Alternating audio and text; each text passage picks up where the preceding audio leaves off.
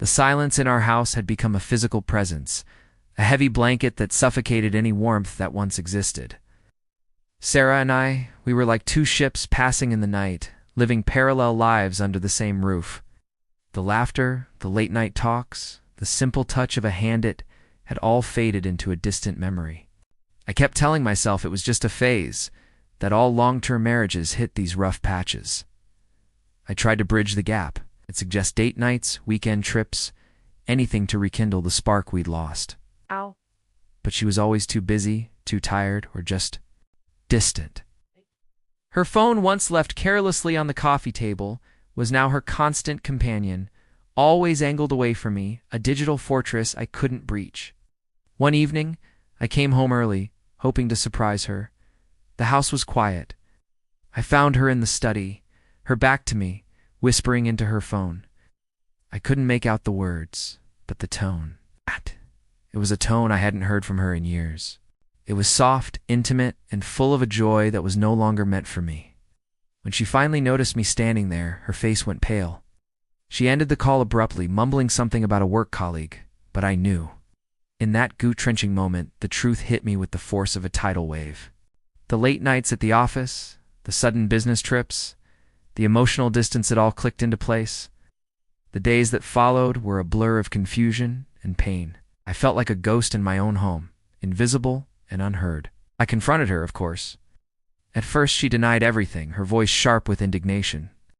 But as I laid out the small inconsistencies, the late-night texts, the emotional void between us, her facade crumbled.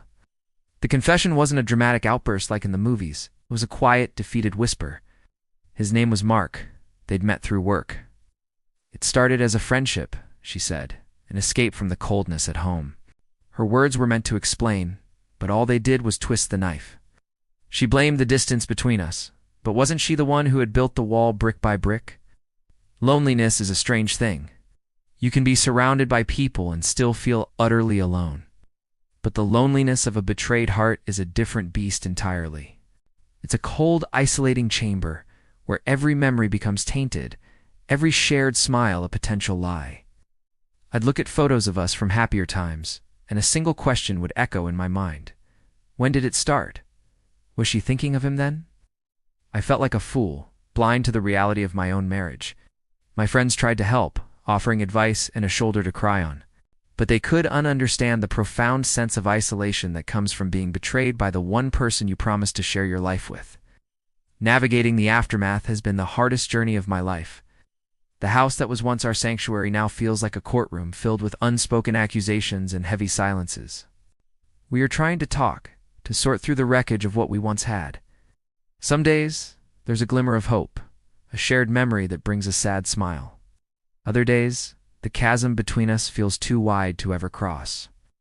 I don't know what the future holds for us, whether we can rebuild from these ashes, or if we're destined to go our separate ways. But I'm learning to navigate this new, unwelcome solitude one day at a time.